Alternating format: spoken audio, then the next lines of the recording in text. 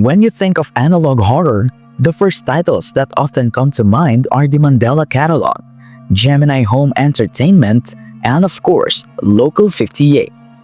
In the Philippines, several independent analog horror videos have emerged over the past few years and months. However, one series stands out the most and is arguably among the best produced Filipino analog horror works today. Join us as we take a deep dive into our very own version of Local 58, the infamous Channel 10 Manila. Launched in 2023, Channel 10 Manila is introduced on its YouTube page as a discontinued broadcast network based in Manila, Philippines. The network was originally planned to launch in 1983, but its opening was delayed until September 1988. After operating for only 2 months, the station was abruptly shut down for undisclosed reasons, with no official announcements made. However, former employees who requested anonymity claimed that both the Channel 10 frequency and the company itself were cursed. The YouTube channel now hosts archival footage from the network and is currently in the process of uploading more materials. Based on the videos released so far, it increasingly appears that the station was indeed cursed, with something far more sinister lurking beneath the surface. Before we begin, disclaimer. It is important to note that this is entirely a work of fiction. Nothing presented here is real, and it is simply a piece of analog horror created for entertainment purposes. Unfortunately, many people have been misled by similar content, which has become a common occurrence in Filipino analog horror. This disclaimer is meant to clarify that all events, claims, and materials shown are purely fictional. The first video in the series is titled Shortest and Cursed TV Test Broadcast, August 1988. This entry marks our first look at Channel 10 Manila in action, albeit only through a test broadcast. At first glance, the footage appears to be a fairly typical television test transmission.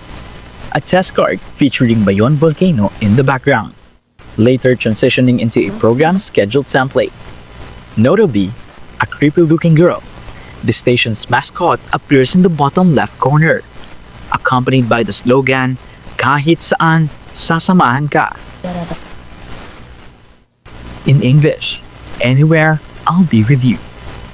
The broadcast then cycles through additional test cards, including shots of Channel 10's transmitter and a color test card, before eventually fading into static. The video's description provides several interesting details. According to the uploader, the broadcast aired on Friday, August 5, 1988 at 10:49 p.m. and is labeled the shortest test broadcast in Philippine TV history. This claim feels somewhat exaggerated, given the many brief test broadcasts throughout Philippine television history. The station reportedly used the temporary call sign KTKT-TV while testing Channel 10 signal, which was allegedly received in San Isidro Montalban, Rizal and Palmera Heights, Taytay, Rizal. The test broadcast was said to have several technical issues, including bad stereo audio, saturation problems, a malfunctioning program test card, and error card alignment issues. Interestingly, Channel 10 Manila actively interacts with viewers in the comment section of its videos. One such interaction occurred when a commenter questioned the use of the call sign KTKT-TV, pointing out that Philippine broadcast stations typically use D prefixes such as DW, DZ, DY, and others. In response, Channel 10 Manila explained that KTKT stood for Kumpanya ng Telebisyon sa Katimugang Tagalog, allegedly the name of the channel's founding company. According to their reply, regulators temporarily waived the standard DW call sign prefix and instead assigned a call sign based on the applicant's identity, provided it did not conflict with any existing television call signs worldwide. Supposedly, this arrangement was exclusive to Channel 10. As the opening entry in the series, this video largely serves as an introduction to the fictional network. There is no overt horror yet, only the familiar unease that comes with watching a late night to early morning test broadcast. Something many of us may remember from early mornings when nothing aired except a static test card. However, the next entry in the series quickly shifts the tone. The second video in the series is titled Metrocom PSA, September 1988. It is set on September 2, 1988 at 1:23 a.m., roughly a month after the events shown in shortest and cursed TV test broadcast. The video opens with the station's sign-off sequence as the national anthem plays, before transitioning to a Channel 10 logo tell-up, followed by a goodnight tell-up. The broadcast then cuts to a public service announcement issued by the Philippine Constabulary Metropolitan Command regarding a missing person named Ana Orosa Bulingan. With her photograph displayed in the background, the person was reportedly being searched since her disappearance beginning on July 27. As the PSA continues and repeatedly loops, the girl's face begins to distort, followed by the visible degradation of the PSA itself.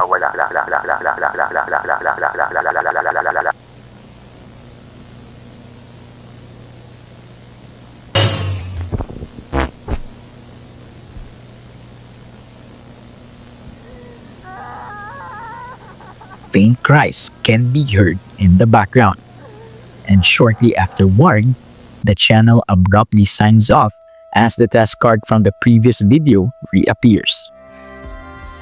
The fate of the missing girl is not explained within the video itself.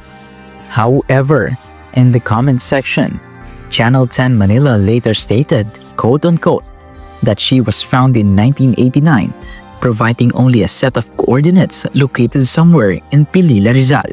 Given that the coordinates point to a rugged, heavily vegetated area, it can be presumed that the girl met an unfortunate fate. The video description adds further unsettling details, claiming that the PSA was government material transmitted nationwide outside official broadcasts and monitoring hours. It also states that no personnel were found in the station's control room during the national and satellite transmission of the tape. Stylistically, the video is heavily inspired by the missing person slides that aired on American television networks during the same era. Interestingly, the PSA is attributed to Metrocom and even bears its logo, despite the fact that by 1988, the organization has already been renamed to the PC Capital Region Command as part of post-Marcos democratization efforts. Metrocom itself is historically notorious for human rights abuses and for serving as one of the main enforcement arms of the authoritarian regime of former President Ferdinand Marcos Sr. This video marks the first time Channel 10 Manila presents footage suggesting supernatural or unexplained technical disturbances. By the third video in the series, supernatural elements begin to play a much more central role.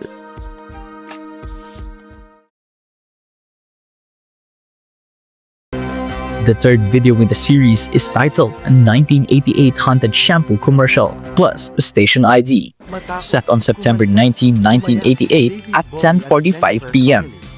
The video opens with the closing credits of Channel 10's newscast Alas 10 sa 10. This is followed by a promotional plug for the channel's Cinema Saya movie block, featuring the film Labyrinth, and then a seemingly ordinary Jergens Total Care shampoo commercial.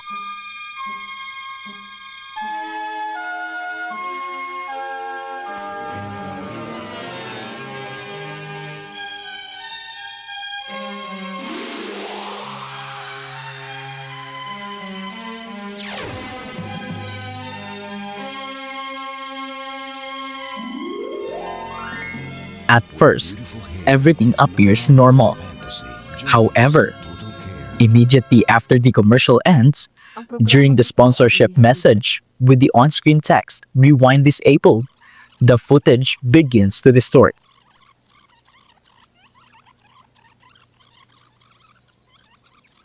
The set gradually darkens, and bloodstains start appearing across the scene.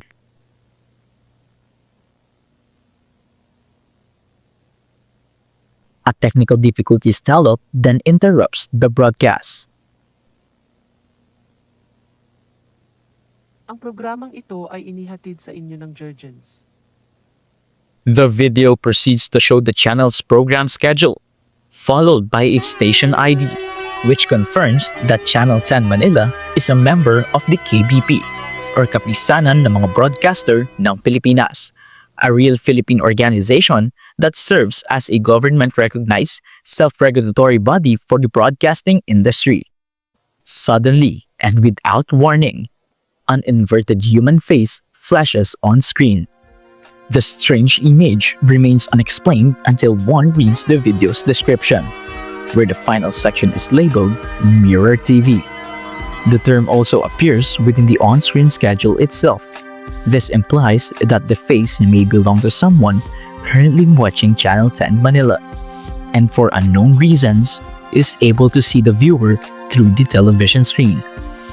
In reality, the Jurgens Total Care commercial shown in the video originally aired in 1995, a full 6 years after the supposed broadcast date. Through comment interactions, Channel 10 Manila also provides additional background information about the fictional station. According to the uploader, Channel 10's studios were located in Manila, but have since been abandoned and later demolished somewhere in Pandacan or Otis. Furthermore, the station's remaining legal documents, including photographs and blueprints, were allegedly destroyed in 2004 when a fire broke out in the south wing of Manila City Hall, specifically at the office of the Manila Regional Trial Court. This detail alone raises serious suspicion. Lastly, it is revealed that Channel 10 Manila operated under the corporate name Manila 10 Broadcasting System, and that the network only remained on the air for a few weeks in 1988. While the series so far presents Channel 10 as a defunct station plagued by eerie and seemingly supernatural occurrences, the next entry drastically shifts the narrative, revealing that something far more disturbing lies beneath. The fourth video in the series is titled Possible Broadcast Hijacking, October 1988. Set on October 13, 1988 at 12:18 a.m. The video opens with a commercial for Maharlika Airline System. In reality, this advertisement is taken from a Malaysia Airlines commercial, reinforcing the series' recurring theme of anachronistic and repurposed footage. In this entry, the distortion of Channel 10's broadcast feed becomes far more severe than in the previous videos. The airline commercial rapidly degrades, with the girl's face becoming distorted, especially during the sponsorship message. On-screen text reading next appears in the upper left corner, suggesting that engineers or probably the viewer is attempting to manually skip to the next advertisement. A sponsorship message for Mi1 follows, which also becomes heavily distorted.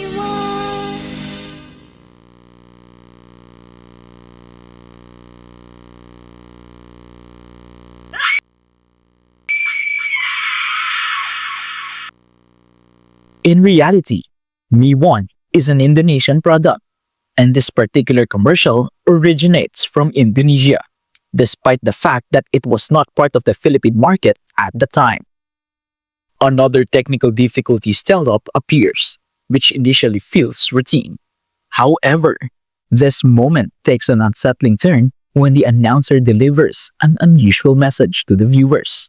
Something highly abnormal for what otherwise presents itself as conventional broadcast station. Hindi inaasahang error. Mangyari lamang na iwasang ngumiti habang nanonood para sa inyong kaligtasan.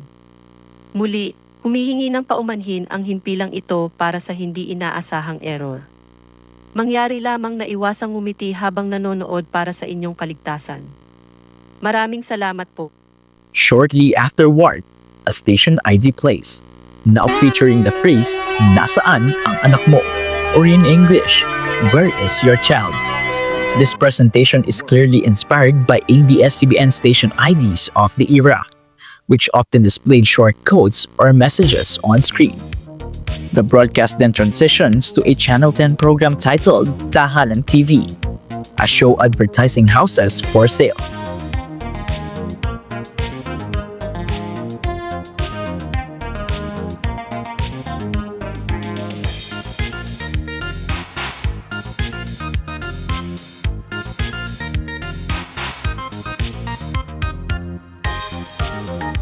At first, the segment appears completely ordinary until the third listing is shown.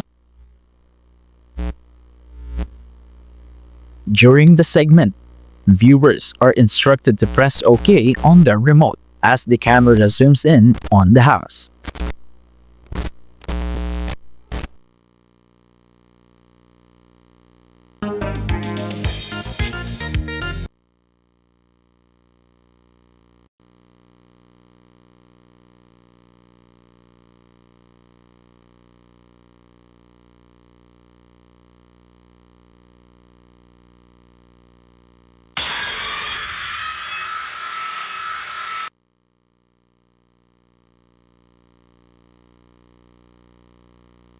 This feature is particularly strange, as such interactivity would normally only be possible on cable television systems and was still experimental at the time, especially unheard of in Filipino analog TV broadcasting. The segment briefly returns to the second house before abruptly cutting back to multiple images of the third. The broadcast then reveals a deeply disturbing image, accompanied by the words, "Help me," while faint screams can be heard in the background. The transmission abruptly cuts once again to a Channel 10 Manila technical difficulties tell-up. According to the incident report included in the video's description, KTKT experienced problems queuing advertisements and encountered disturbing imagery.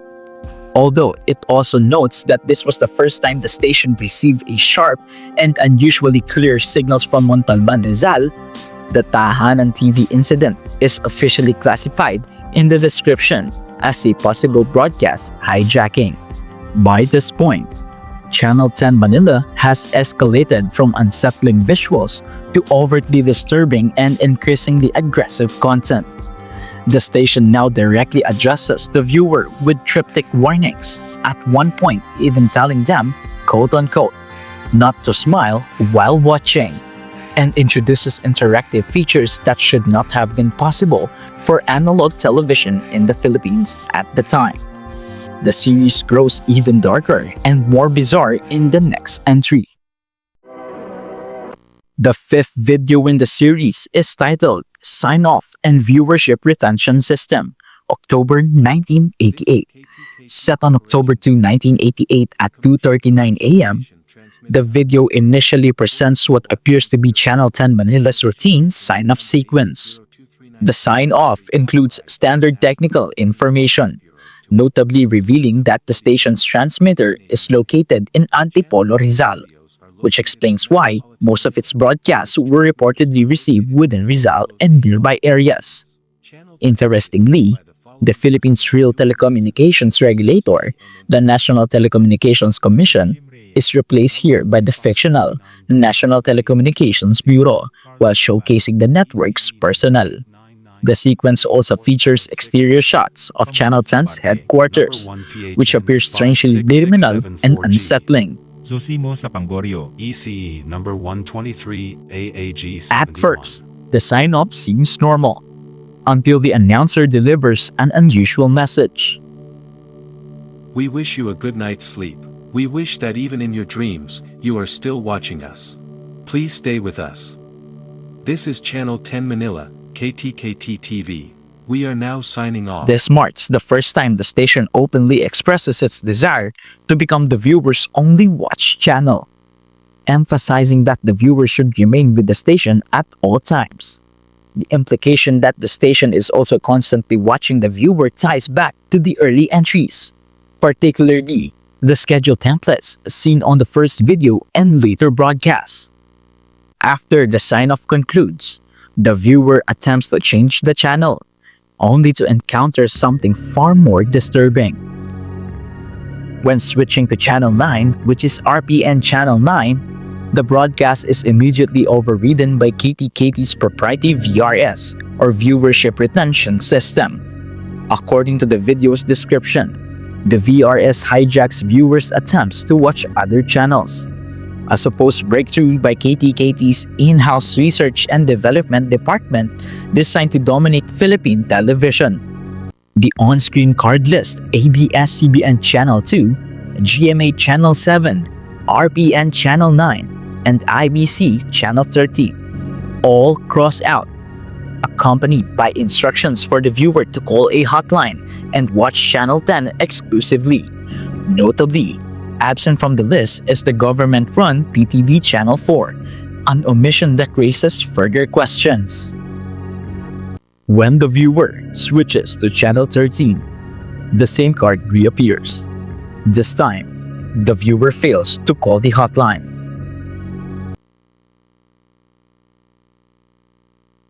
As a result, a chilling message appears. Watching you starts now. Channel 10 then displays what appears to be a live recording of the viewer's living room.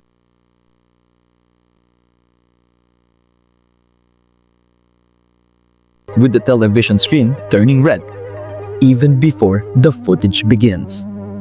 A final card declares that the viewer has been configured to watch KTKT forever, as the station logos appear alongside the ominous words, "Rest in peace."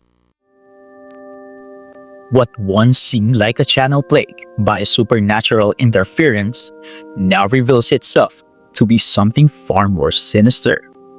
Channel 10 Manila transitions from being a victim of unexplained forces to an active manipulator, controlling viewers' watch, obsessively demanding their attention, invading their private spaces, and implying an eternal bond between the station and its audience.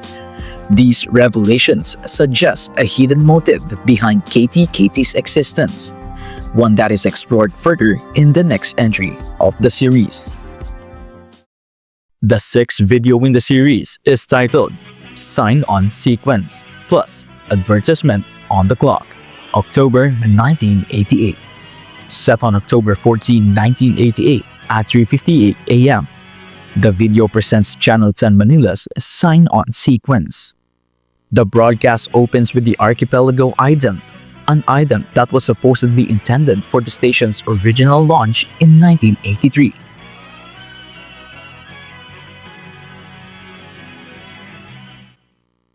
At first, the sequence resembles a typical sign-on. However, everything changes when the announcer declares that it is, quote-unquote, time to pay respects.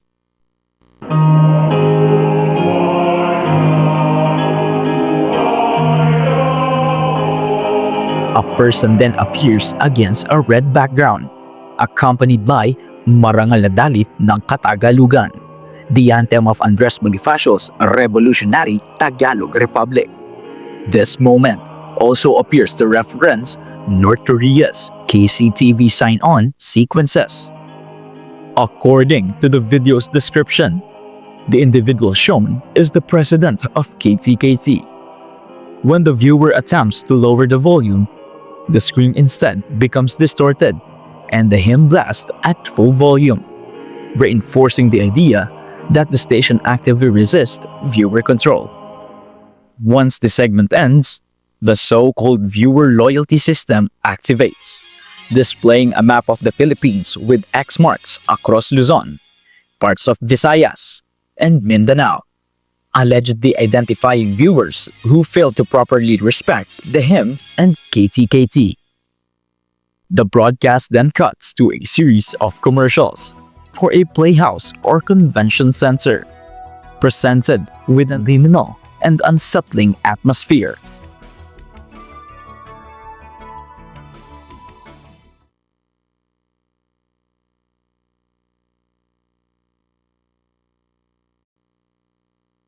This is followed by an analog clock displaying 4:59. When the minute hand reaches 5, It briefly pauses before snapping back to 4:59. Next, the channel introduces a public affairs program titled Silip Buwan. The segment features a distorted image of the moon, followed by a warp shots of a kitchen, accompanied by a canned laughter. A hypnotic swirling effect appears.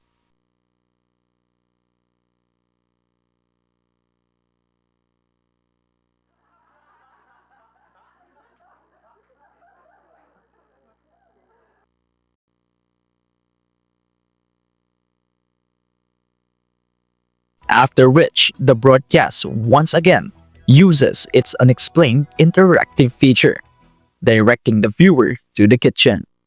The segment concludes with another program schedule, with programs once more emphasizing Channel 10's obsession with the viewer watching only their station. A message also reiterated at the end of the station ID. At this point, this entry stands out as the most confusing and abstract in the series so far. The viewer loyalty system in particular is ambiguous. It is unclear whether the X marks represent disloyal viewers or if those without X marks are the ones being singled out. Likewise, Silip 1 raises several unanswered questions. It remains uncertain whether the kitchen shown belongs to the viewer, another audience member, or is simply a symbolic or random image. And the purpose of focusing on the kitchen is left unexplained. What does become clearer, however, is the role of the president of KTKT. He appears to be attempting to brainwash the entire Philippines for unknown motives, possibly aiming to influence or even control the government through ritualistic broadcast and psychologically manipulative programming. The viewer loyalty system suggests a desire for mass control, while Silip 1 may function as a form of hypnosis disguised as a public affairs content. Channel 10 Manila's methods of indoctrination and psychological manipulation only deepen and grow more complex in the next entry. By this time, the Channel 10 Manila channel was in a year-long hiatus, until November 1st, 2024, when the seventh video in the series titled Lick Operation, September 1988 was published. The events take place on an unknown date in September 1988 at approximately 3:06 a.m. The video begins with Channel 10 appearing to be off-air, only to be abruptly interrupted by a station ident that quickly becomes distorted.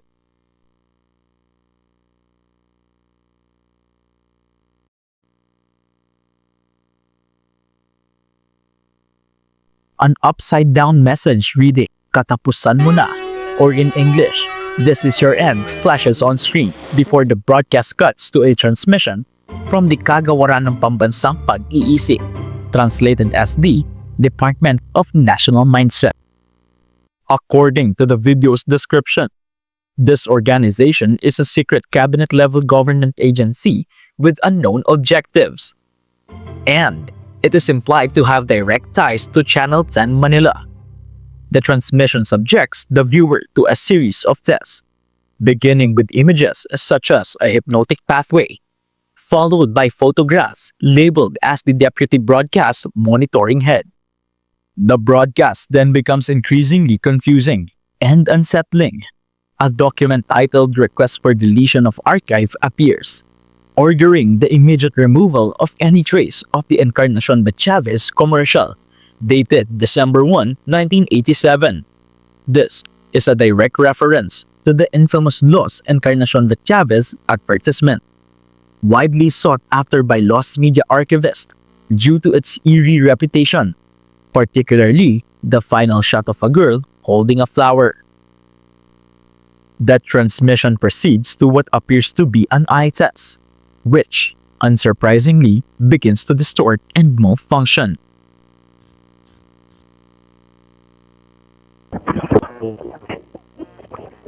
Toward the end, text identifying the archivist and videotape operator appears, each marked with an X. Shortly afterward, the message, "No trace of EB, success," is displayed. Additional tests follow before the transmission finally cuts back to the Channel 10 Manila test card.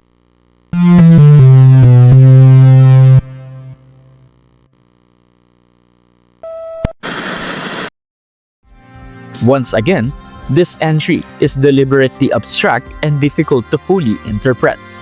However, the most significant revelation is the introduction of the kagawaran ng pambansang pag-iisip.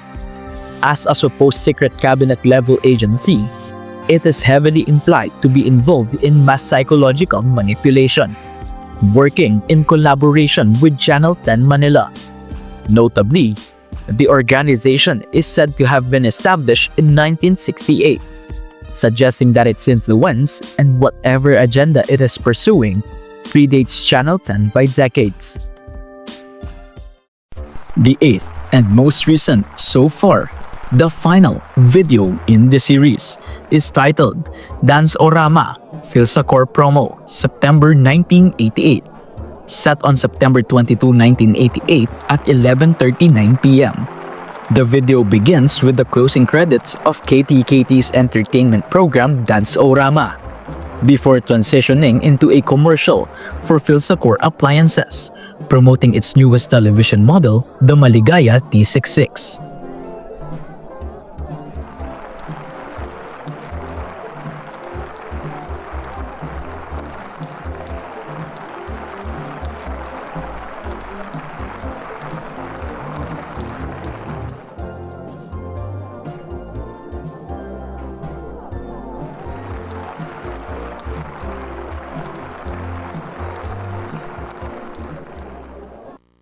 Wala nang papantay sa PHILSACOR. Subukan ng maibigan ng Maligaya T666.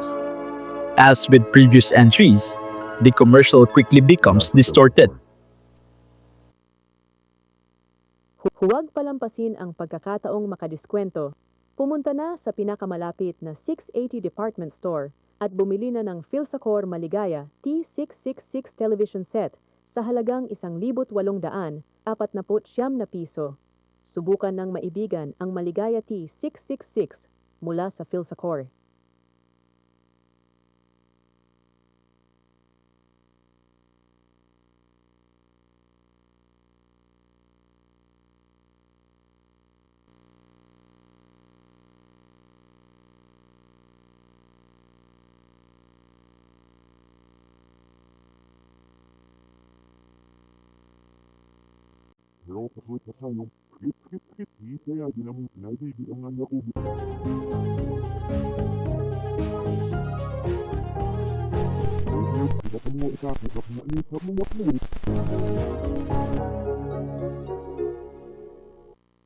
Followed once again by a technical difficulty still up. This time, the commercial used for Maligaya T66 was repurposed from a Japanese Sony SLJ20 Betamax commercial from the 1980s. It is unclear whether PHILSACOR has any direct connection to Channel 10 Manila.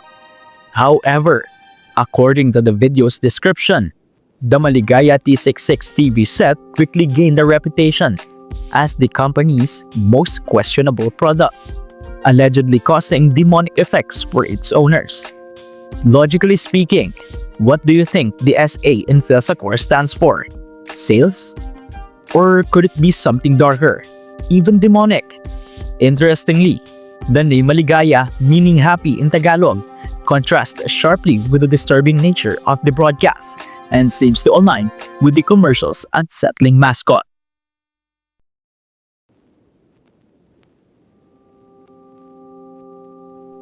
With the available videos and supporting information, it is now possible to establish a clearer history and timeline of Channel 10 Manila.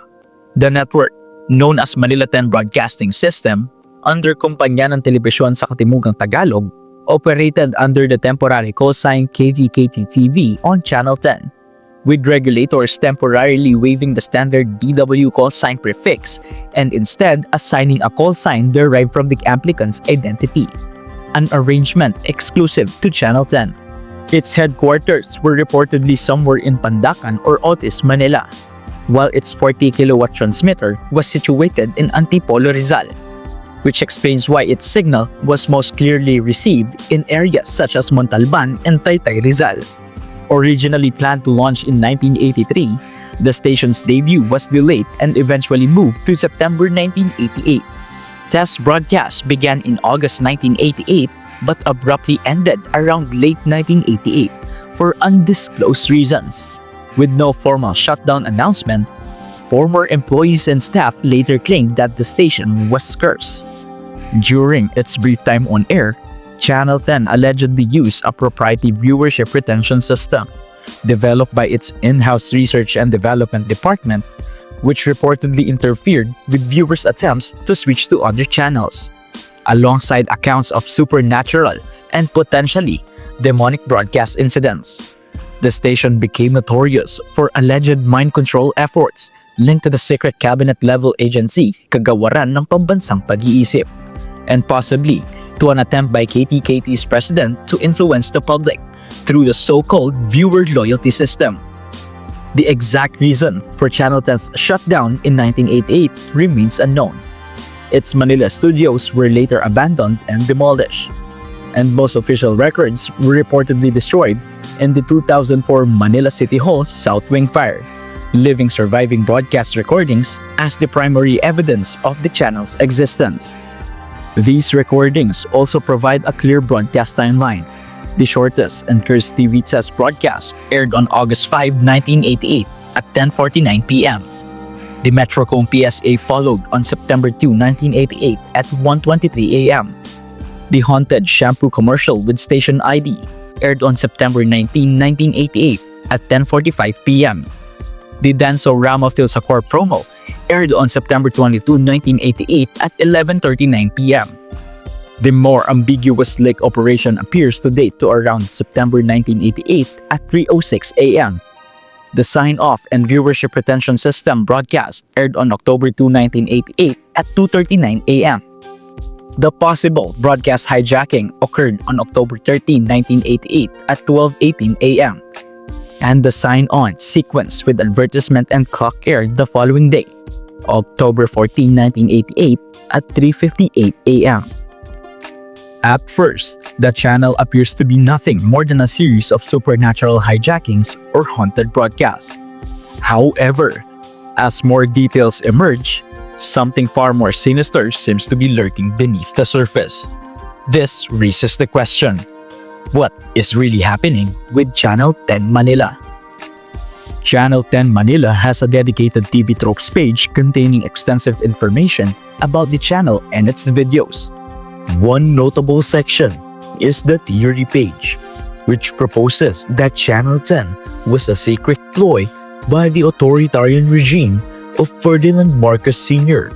to remain in or reclaim power. According to the TV Tropes theory page, the channel was originally supposed to launch in 1983, 3 years before Marcos was overthrown. However, its launch was delayed until 1988, 2 years after his fall. This suggests that, in this alternate version of Philippine history, Marcos may have made a pact with a mysterious entity in an attempt to overthrow Corazon Aquino and regain power through television network. Additionally, the Department of National Mindset, described as a secret agency with unknown motives and dated to 1968, strongly implies a secret police-like organization. Its existence suggests an even more oppressive version of the Marcos regime within this alternate timeline. On the surface, this theory seems plausible, especially given the continued presence of Marcos-era institutions such as the Metrocom within the series.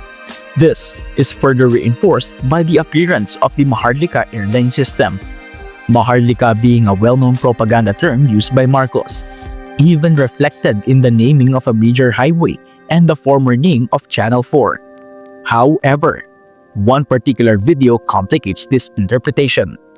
In the sign-off and viewership retention system video, a card displaying multiple television network logos includes ABS-CBN Channel 2. implying that it is operating. If Marcos were still in power or had reclaimed power, ABS-CBN would not exist in this form. During the Marcos administration, ABS-CBN, owned by the Lopez family, was shut down following the declaration of martial law in 1972. Channel 2 was taken over and operated by Manaho Broadcasting Corporation under Marcos' crony Roberto Benedicto. ABS-CBN only returned to the Lopez family after Corazon Aquino assumed the presidency. Furthermore, it does not make sense for Channel 10 to cross out RPN Channel 9 and IBC Channel 13, as both were also government-controlled stations during the Marcos era. If they were already under state control, they arguably should not appear on the card at all.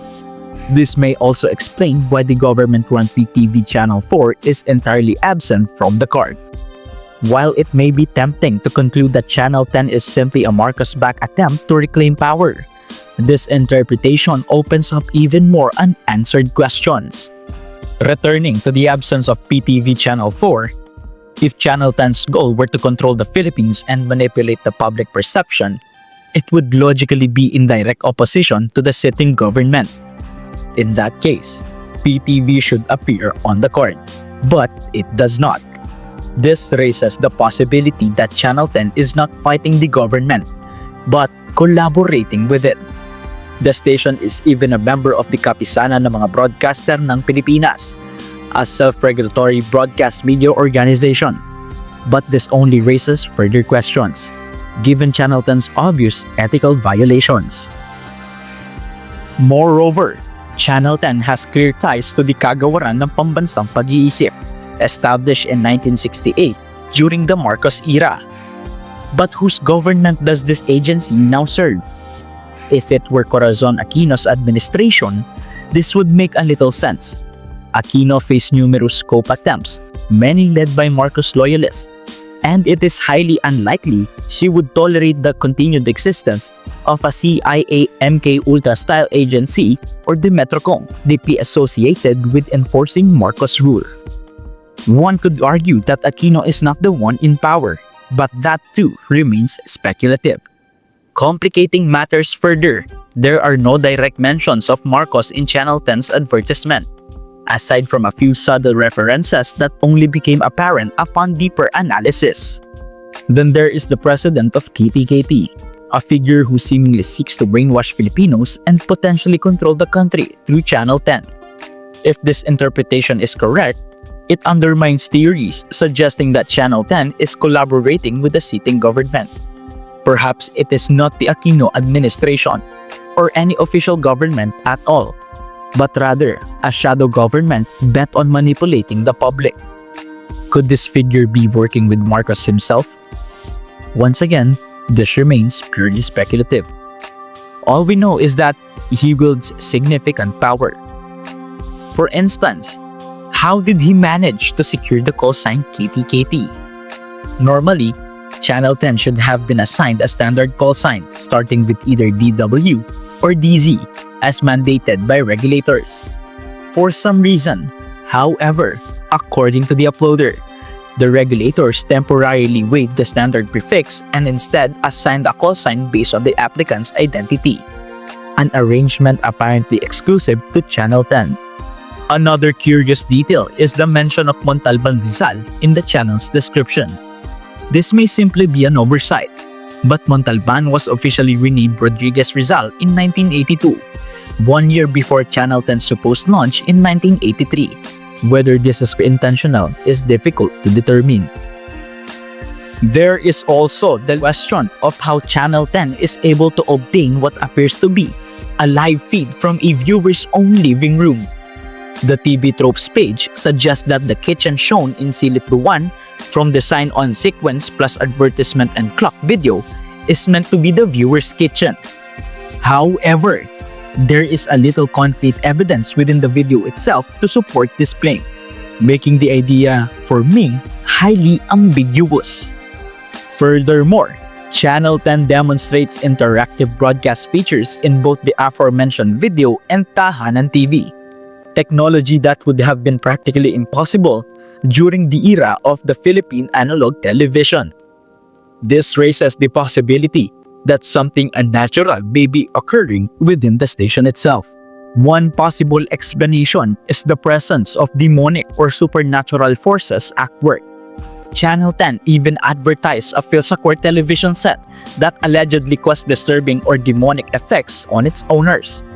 It remains unclear whether Channel 10 has ties to PHILSACOR, but such an element could explain the recurring haunted broadcast, warning viewers not to smile while watching the station, signal hijackings, and the station's seemingly impossible technical capabilities. Phenomena that a conventional Filipino television station in 1988 would be incapable of producing.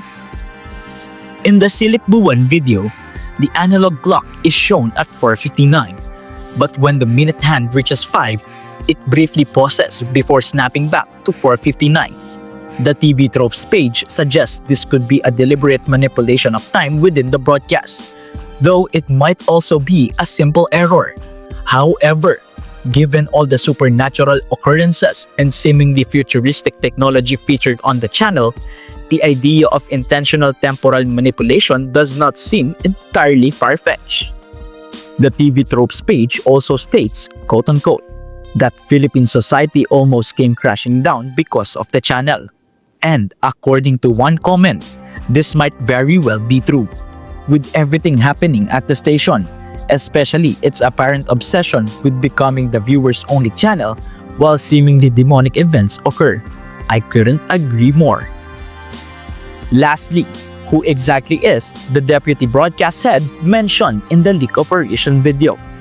And what is the connection between a seemingly random 1987 Encarnacion Chavez commercial in this timeline na kagawaran ng pambansang pag-iisip, a CIA-MK Ultra-style agency, and the roles of the archivist and the videotape operator? Altogether, these elements are deeply confusing and really do not make sense. But for all we know, Channel 10 Manila is not a regular station.